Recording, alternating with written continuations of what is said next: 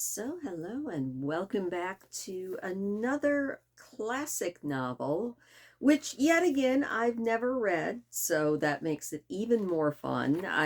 It's another one kind of like Dr. Jekyll and Mr. Hyde that's just sort of become a part of the cultural landscape. I don't think there are very many people who've never heard of Frankenstein, but I feel like I can't be among a tiny group that's never actually read it. I've seen some of the creature features. I've definitely seen it in cartoons. I'm used to the Frankenstein trope, but I've never actually read the novel. And I was reading a little bit, looking up, some of the background information and stuff.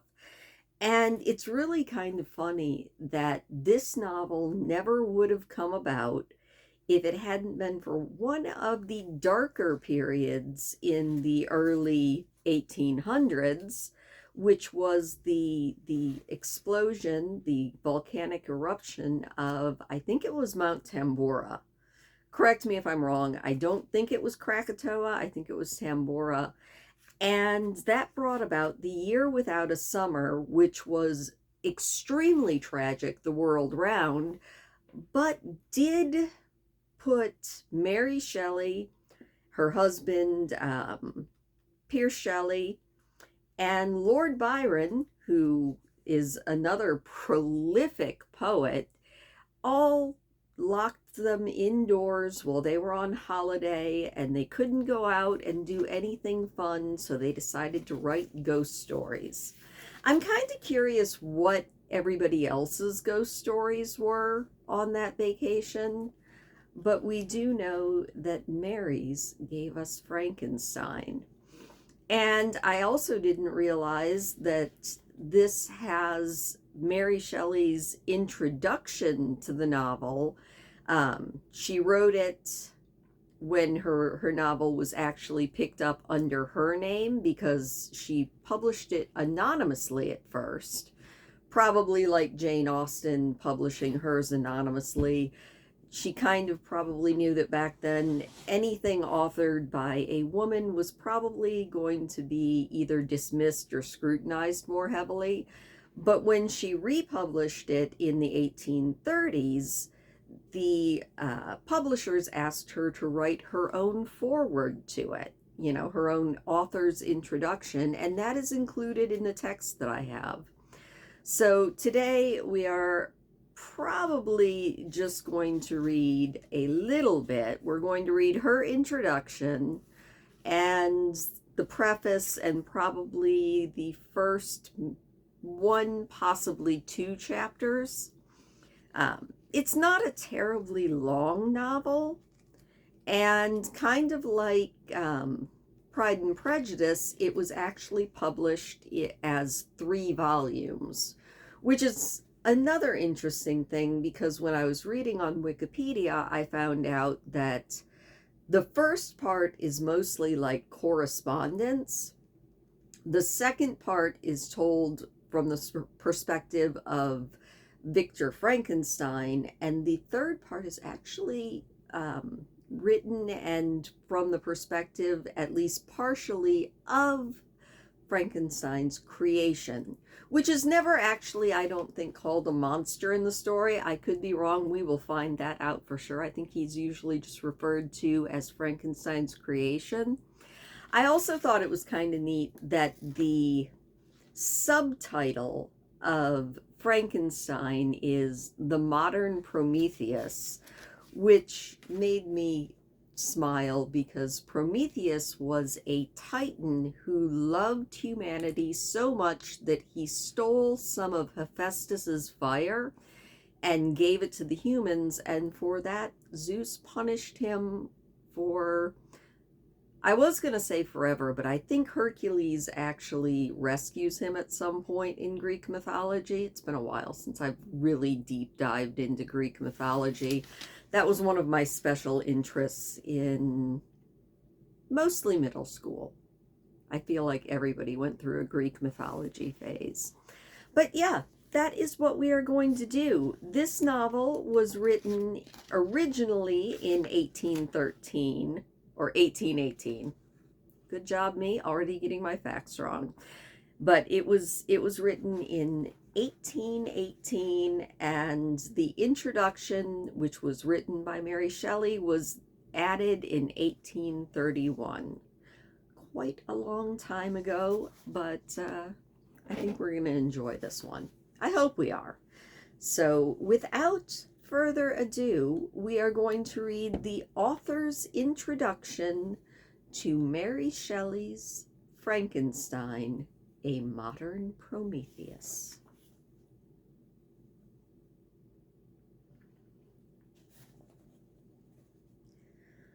The publishers of the Standard Novels, in selecting Frankenstein for one of their series, expressed a wish that I should furnish them with some account of the origin of the story. I am the more willing to comply because I shall thus give a general answer to the question so frequently asked me. How, I, then a young girl, came to think of and dilate upon so very hideous an idea. It is true that I am very averse to bringing myself forward in print, but as my account will only appear as an appendage to a former production, and as it will be confined to such topics as have connexation with my authorship alone, I can scarcely accuse myself of a personal intrusion. Is it not singular that as the daughter of two persons of distinguished literary celebrity, I should very early in life have thought of writing? As a child, I scribbled, and my favorite pastime during the hours given me for recreation was to write stories. Still, I had a dearer pleasure than this, which was the formation of castles in the air, indulging in waking dreams and following up trains of thought which had for their subject the formation of a succession of imaginary incidents. My dreams were at once more fantastic and agreeable than my writings. In the latter, I was a close imitator, rather doing as others had done than putting down the suggestions of my own mind. What I wrote was intended for at least one other eye, my childhood's companion and friend, but my dreams were all my own. I accounted for them to nobody. They were my refuge when annoyed, and my dearest pleasure when free. I lived principally in the country as a girl, and passed a considerable time in Scotland. I made occasional visits to the more picturesque parts, but my habitual residence was on the bleak and dreary northern shores of the Tay, near Dundee. Blank and dreary on retrospection, as I call them, they were not so to me then. They were the eyrie of freedom and the pleasant region where unheeded I could commune with the creatures of my fancy. I wrote then, but in a most commonplace style. It was beneath the trees of the grounds belonging to our house, or on the bleak sides of the woodless mountains near, that my true compositions, the airy flights of my imagination, were born and fostered. I did not make myself the heroine of my tales. Life appeared to me too commonplace an affair as regarded to myself. I could not figure to myself that romantic woes or wonderful events would ever be my lot, but I was not confined to my own identity, and I could people the hours with creations far more interesting to me at that age than my own sensations. After this, my life became busier, and reality stood in the place of fiction. My husband, however, was from the first very anxious that I should prove myself worthy of my parentage and enroll myself on the page of fame. He was forever inciting me to obtain literary reputation, which even on my own part I cared for then, though since I have become infinitely indifferent to it. At this time, he desired that I should write, not so much with the idea that I could produce anything worthy of notice, but that he might himself judge how far I possessed the promise of better things hereafter. Still, I did nothing.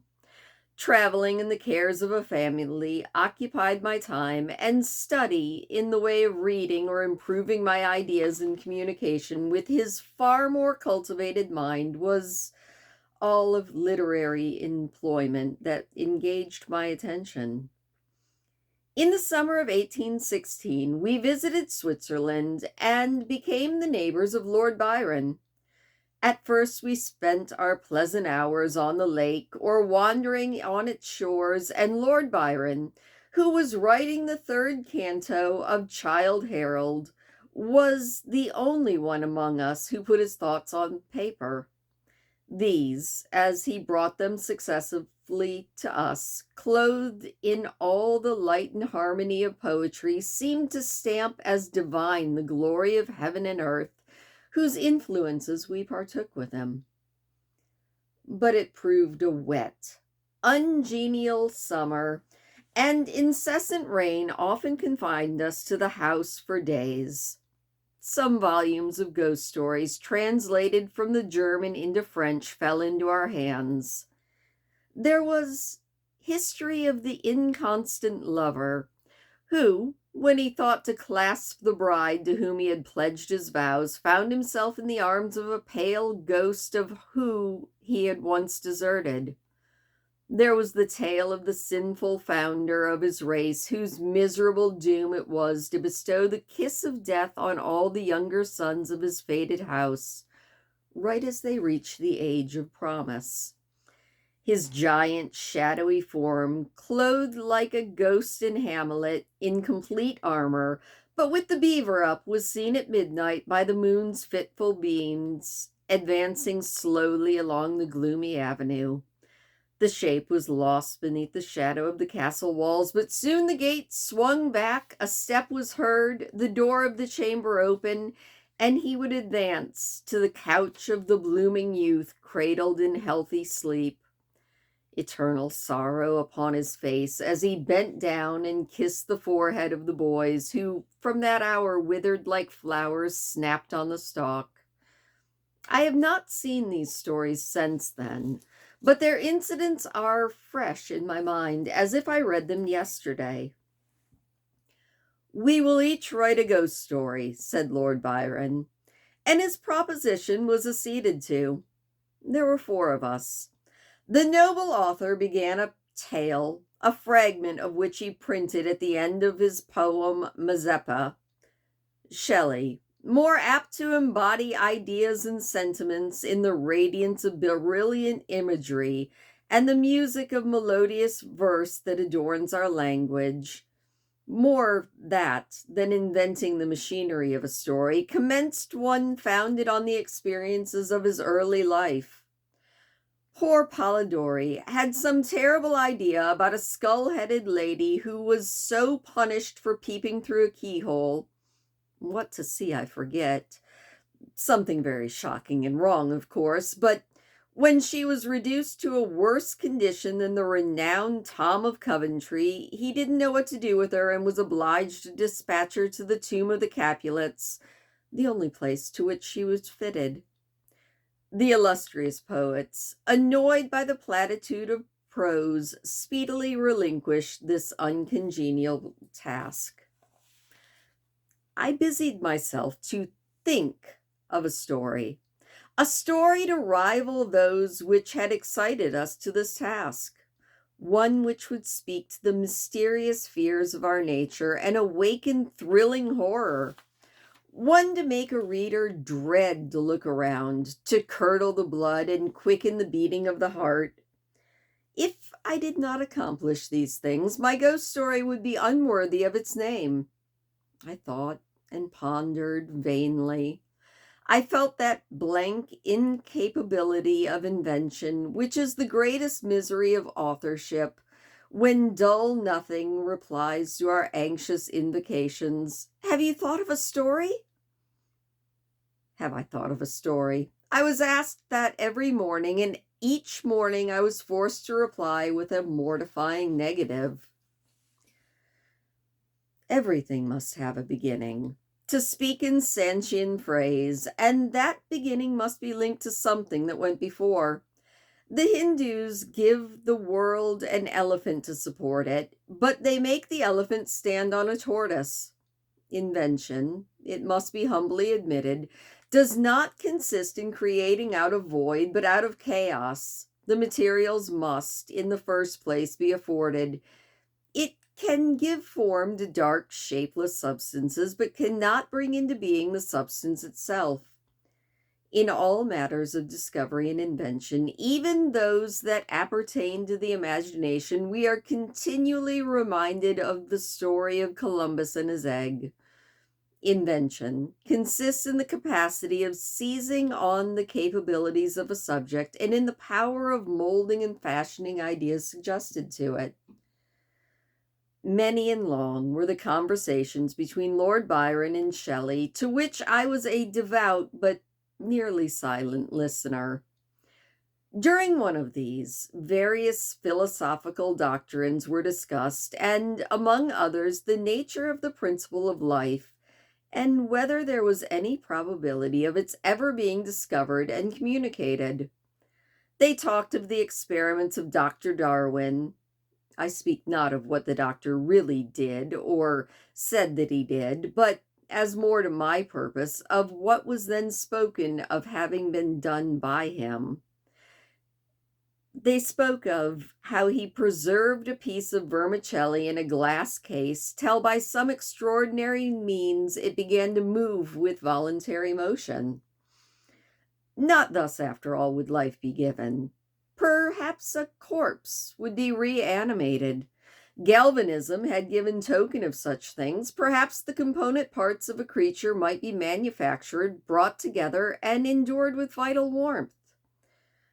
Night waned upon this talk, and even the witching hour had gone before we retired to rest. When I placed my head on my pillow, I did not sleep, nor could I be said to think.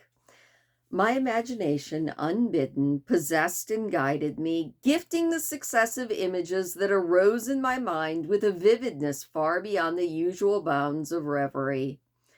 I saw with shut eyes, but acute mental vision, I saw the pale student of unhallowed arts kneeling beside the thing he had put together. I saw the hideous phantasm of a man stretched out, and then, on the working of some powerful engine, show signs of life and stir with an uneasy, half-vital motion. Frightful it must be, for supremely frightful would be the effect of any human endeavor to mock the stupendous mechanism of the creator of the world. His success would terrify the artist. He would rush away from his odious handiwork horror-stricken. He would hope that, left to itself, the slight spark of life which he had communicated would fade, that this thing which had received such imperfect animation would subside into dead matter, and that he might sleep in the belief that the silence of the grave would quench forever the transient existence of the hideous corpse which he had looked on as the cradle of life. He sleeps, but he is awakened. He opens his eyes. Behold the horrid thing at his bedside, opening his curtains and looking on him with yellow, watery, but speculative eyes. I opened mine in terror. The idea so possessed my mind that a thrill of fear ran through me, and I wished to exchange the ghastly image of my fancy to the reality all around. I see them still. The very room, the dark parquet, the closed shutters with the moonlight struggling through, and the sense that I had the glassy lake and the white Alps beyond it. I could not so easily get rid of this horrid phantasm. It still haunted me. I must try to think of something else. I recurred to my ghost story, my tiresome, unlucky ghost story. Oh, if I could only contrive one which would frighten my reader as I myself had been frightened in the night. swift as light, and cheering was the idea that broke again upon me. I found it. What terrified me will terrify others, and I need only describe the specter which had haunted my midnight pillow. On the morrow, I announced that I had thought of a story. I began that day with the words, "It was on a dreary night of November," making only a transcript of the grim terrors of my waking dream. At first I thought but a few pages of a short tale, but Shelley urged me to develop the idea at greater length. I certainly did not owe the suggestion of one incident, nor scarcely of one train of feeling to my husband, and yet but for his incitement, it never would have taken the form in which it was presented to the world. From this declaration, I must now escape the preface. As far as I can recollect, it was entirely written by him. And now, once again, I bid my hideous progeny go forth and prosper. I have an affection for it was the offspring of happy days when death and grief were only words, which found no true echo in my heart. Its several pages speak of many a walk, many a drive, and many a conversation when I was not alone, and my companion was one who, in this world, I shall never see more. But this is for myself. My readers have nothing to do with these associations. I will add but one word as to the alterations I have made. They are principally those of style. I have changed no portion of the story, nor introduced any new ideas or circumstance. I have mended the language where it was so bald as to interfere with the interest of the narrative, and these changes occur almost exclusively in the beginning of the first volume. Throughout, they are entirely confined to such parts as are mere adjuncts to the story, leaving the core and the substance of it untouched. Mary Shelley, London, October 15th, 1831. That was kind of neat to actually read from the author's perspective what they thought of a book that they had written like 20 years before. I like that. I'm one of those, I love authors' forewords. And, I usually read any author's notes that are included. I really love Stephen King's author's notes, just because it gives you a little insight into what was going on in the mind that was writing the story. So now we have a preface, which we now know was written by Percy Shelley, which was Mary Shelley's husband, which is interesting too.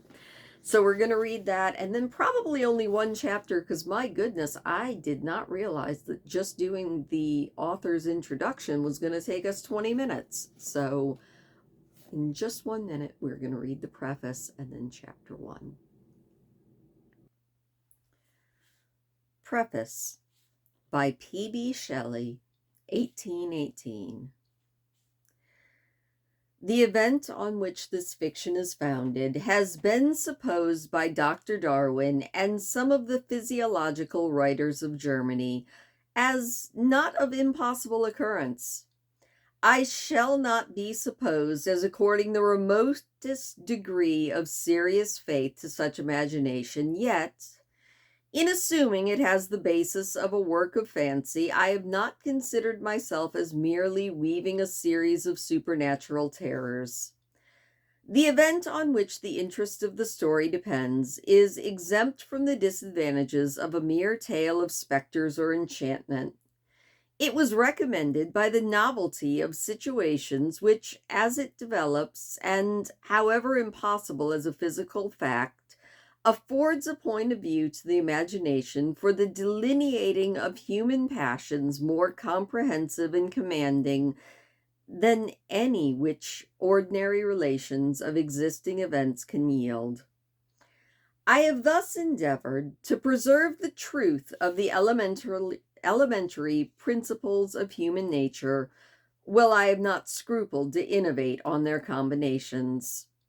The Iliad, the tragic poetry of Greece, Shakespeare in The Tempest and Midsummer's Night Dream, and most especially Milton in Paradise Lost, conform to this rule, and the most humble novelist who speaks to confer or receive amusement from his labors may, without presumption, apply to prose fictions as a license, or rather a rule, from the adoption of which so many exquisite combinations of human feeling have resulted in the highest specimens of poetry. The circumstance on which my story rests was suggested in casual conversation. It was commenced partly as a source of amusement and partly as an expedient for exercising any untried resources of mind.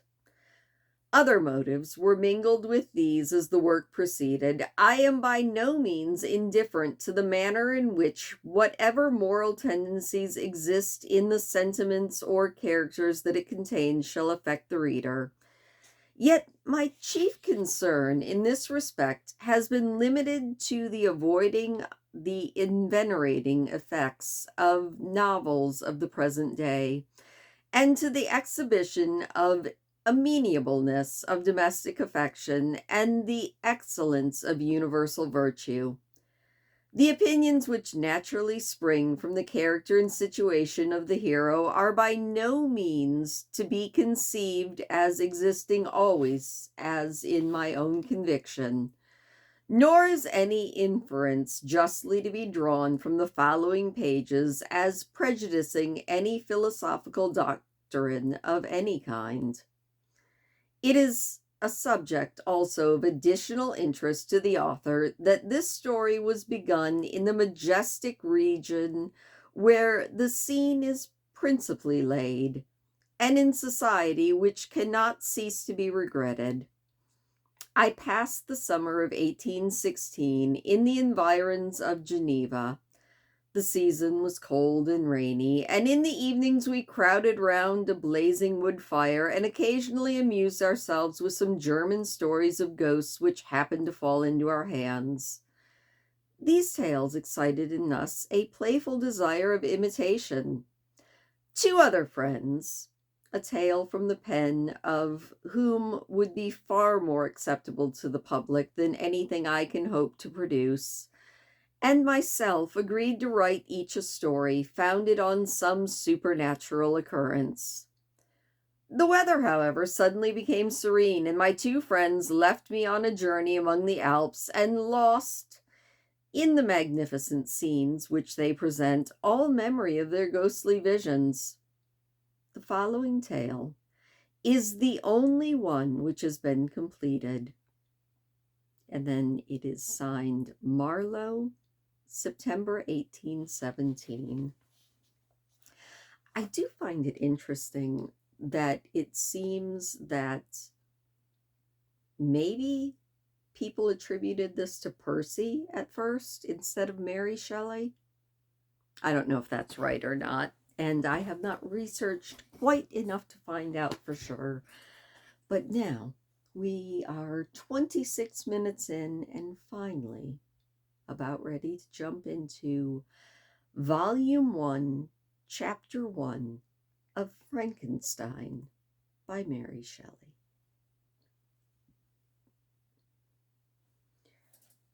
Letter 1.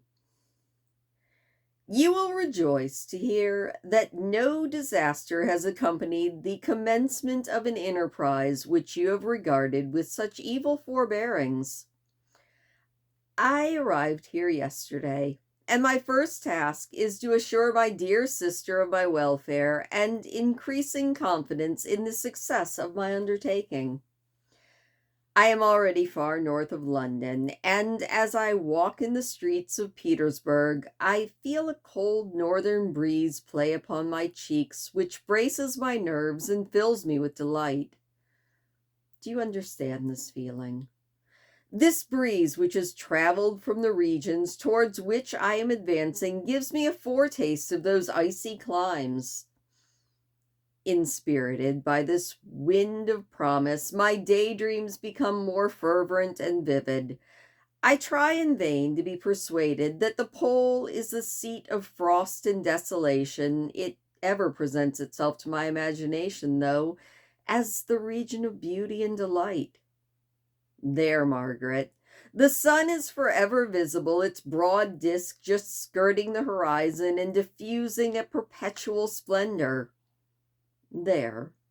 For with your leave, my sister, I will put some trust in preceding navigators. There snow and frost are banished, and sailing over a calm sea, we may be wafted into a land surpassing in wonders and in beauty every region herefore discovered in the habitable globe.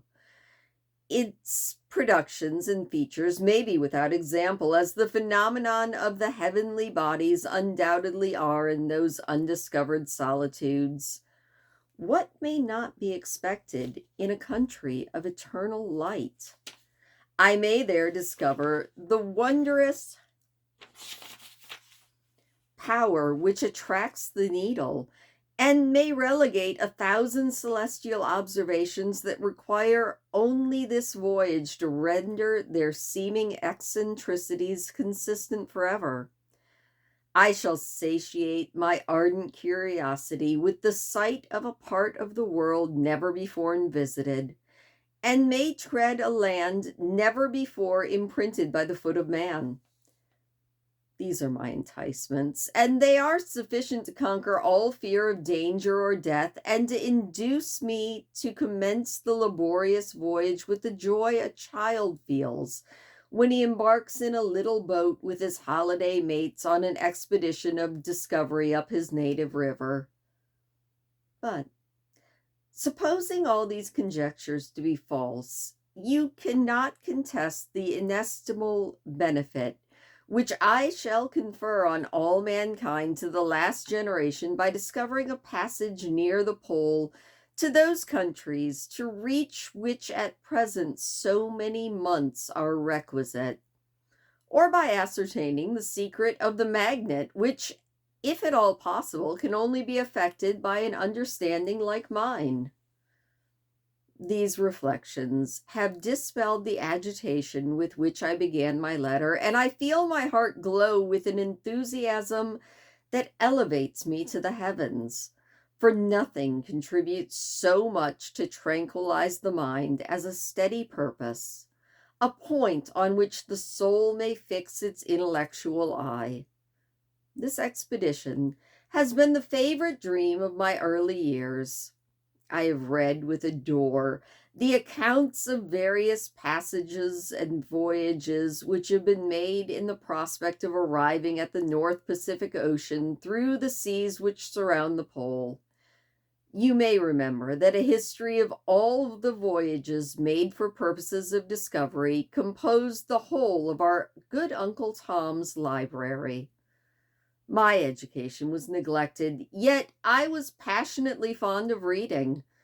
These volumes were my study day and night, and my familiarity with them increased that regret which I had felt as a child on learning that my father's dying injunction had forbidden my uncle to allow me to embark in a seafaring life.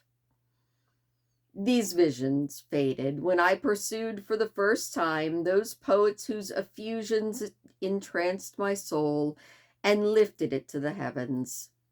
I also became a poet, and for 1 year lived in a paradise of my own creation. I imagined that I also might obtain a niche in the temple where the names of Homer and Shakespeare are consecrated. You are well acquainted with my failure, and how heavily I bore the disappointment. But just at that time, I inherited the fortune of my cousin, and my thoughts were turned to the channel of their earliest bent.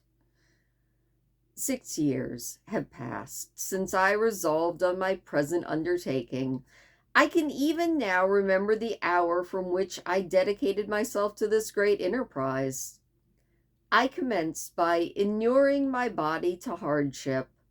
I accompanied the whale fishers on several expeditions to the North Sea.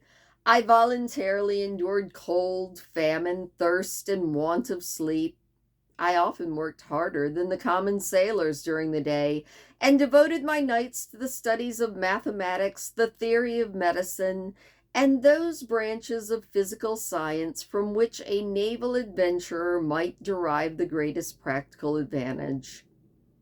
Twice, I actually hired myself as an undermate in a Greenland whaler, and acquitted myself to admiration. I must own I felt a little proud when my captain offered me the second dignity in the vessel, and entreated me to remain with the greatest earnestness, so valuable he considered me and my services. And now, my dear Margaret, do I not deserve to accomplish some great purpose? My life might have passed in ease and luxury, but I preferred glory to every enticement that wealth placed in my path. Oh, that some encouraging voice would answer in the affirmative. My courage and my resolution is firm, but my hopes fluctuate, and my spirits are often depressed. I am about to proceed on a long and difficult voyage, the emergencies of which will demand all my fortitude. I am required not only to raise the spirits of others, but sometimes to sustain my own when theirs are failing. This is the most favorable period for traveling in Russia. They fly quickly over the snow in their sledges, the motion is pleasant, and, in my opinion, far more agreeable than that of an English stagecoach. The cold is not excessive if you are wrapped in furs, a dress which I have already adopted, for there is great difference between walking the deck and remaining seated motionless for hours, when no exercise prevents the blood from actually freezing inside your veins. I have no ambition to lose my life all along the post road between St. Petersburg and Archangel. I shall depart for the latter town in a fortnight or 3 weeks, and my intention is to hire a ship there, which can easily be done by paying the insurance for the owner, and to engage as many sailors as I think necessary amongst those who are accustomed to whale fishing. I do not intend to sail until the month of June, and when shall I return? My dear sister, how can I answer this question? If I succeed, many, many months, perhaps years will pass before you and I may meet. If I fail, you will see me again soon or never. Farewell, my dear, excellent Margaret.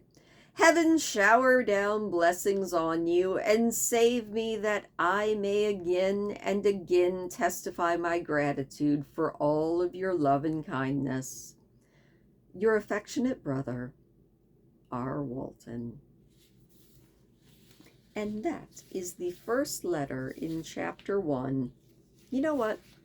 Let me grab one more drink and we'll do letter 2 because it's also fairly short. And then I'm going to stop so that we can have more novel to go. Letter number 2 to Mrs. Saville in England.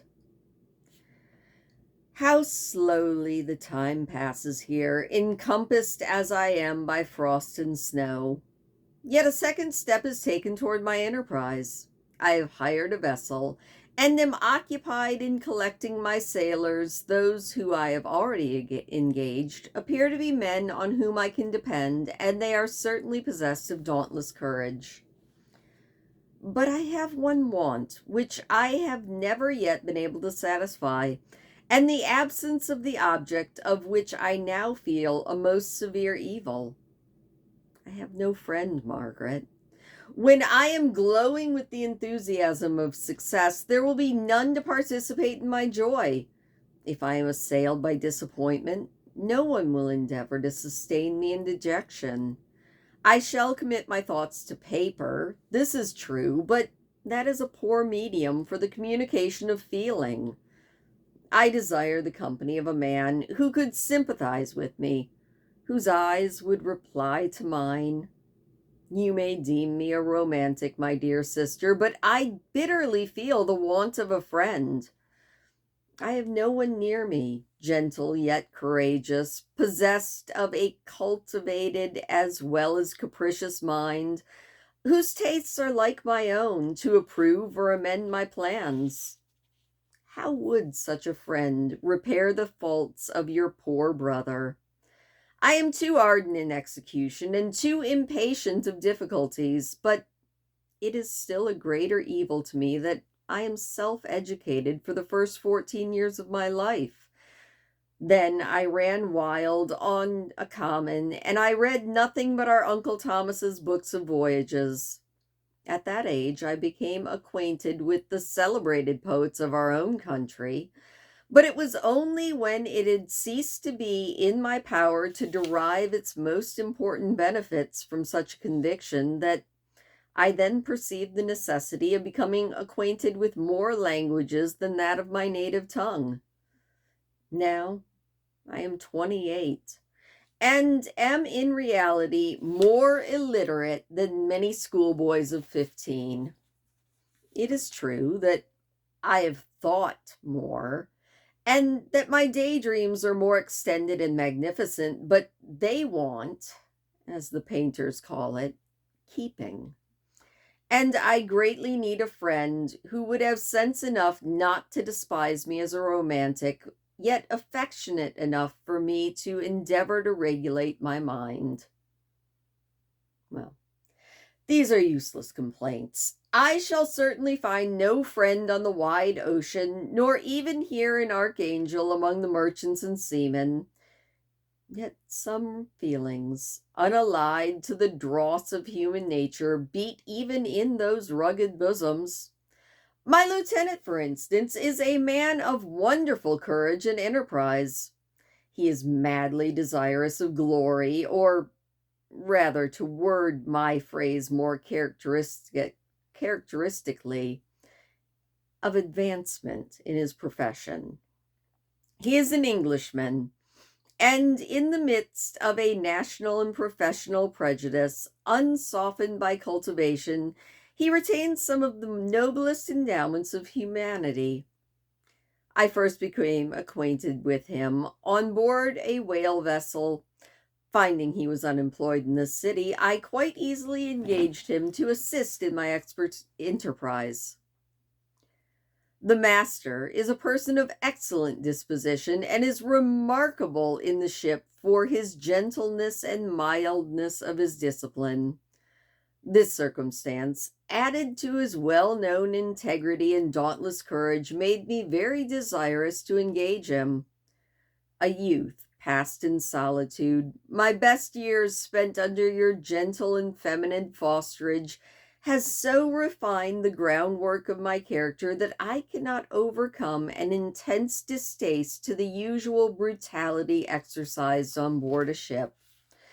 I have never believed it to be necessary, and when I heard of a mariner equally noted for his kindliness of heart and the respect and obedience paid to him by his crew, I felt myself particularly fortunate in being able to secure his services. I heard of him first in a rather romantic manner from a lady who owes to him the happiness of her life. This, briefly, is his story. Some years ago, he loved a young Russian lady of moderate fortune, and having amassed a considerable sum in prize money, the father of the girl consented to the match.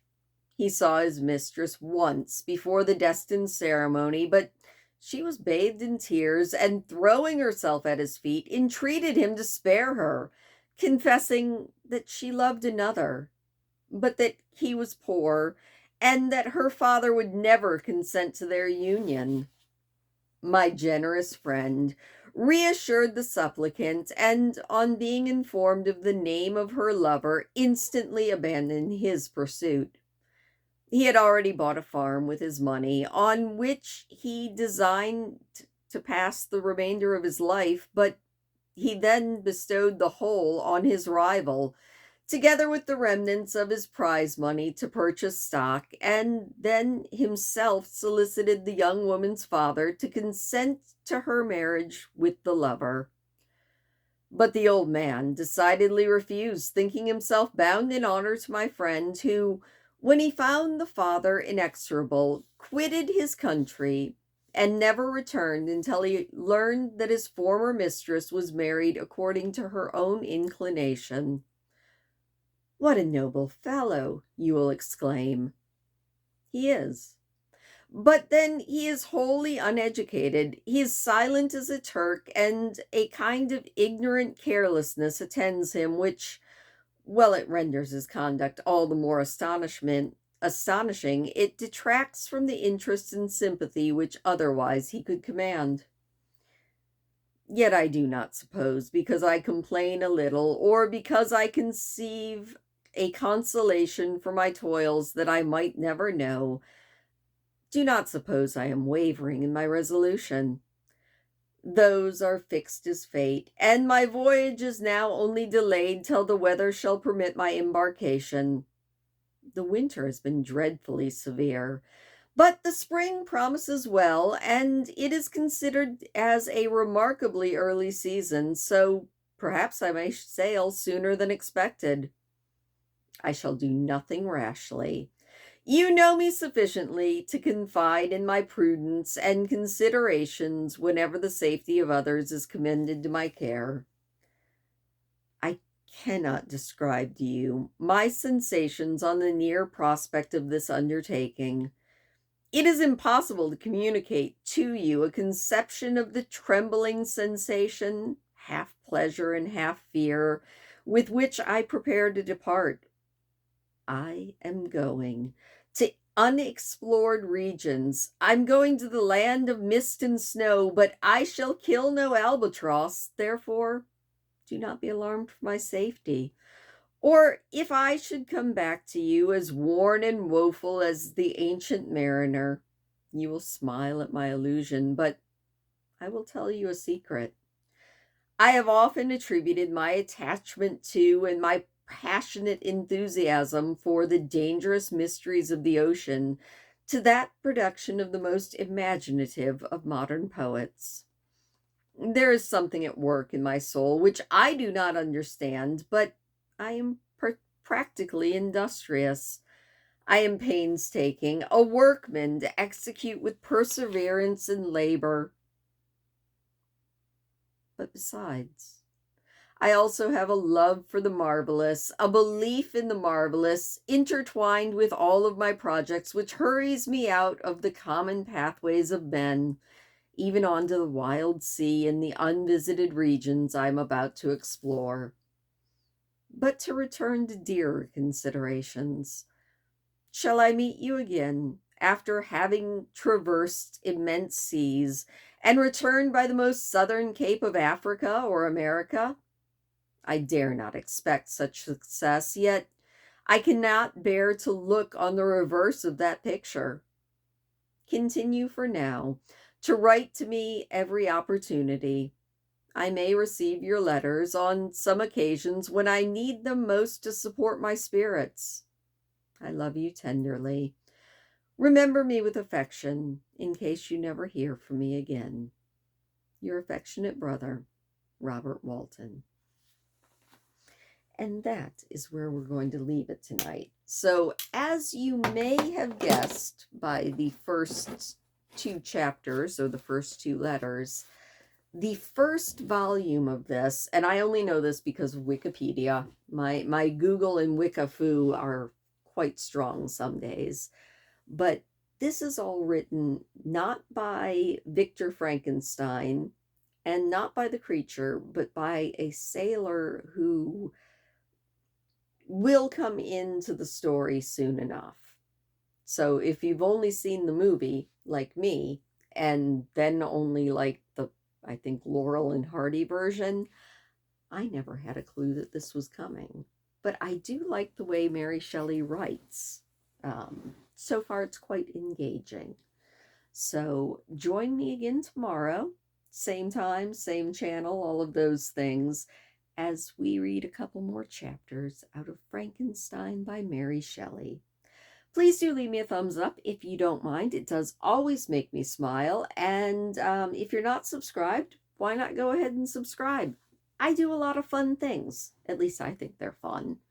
I read books, I play video games, and this month I'm doing Vlogmas, and I'm trying to do a whole bunch of different crafting and other things. So join me, hit that subscribe button. Why not? It's free, and I will see you next time.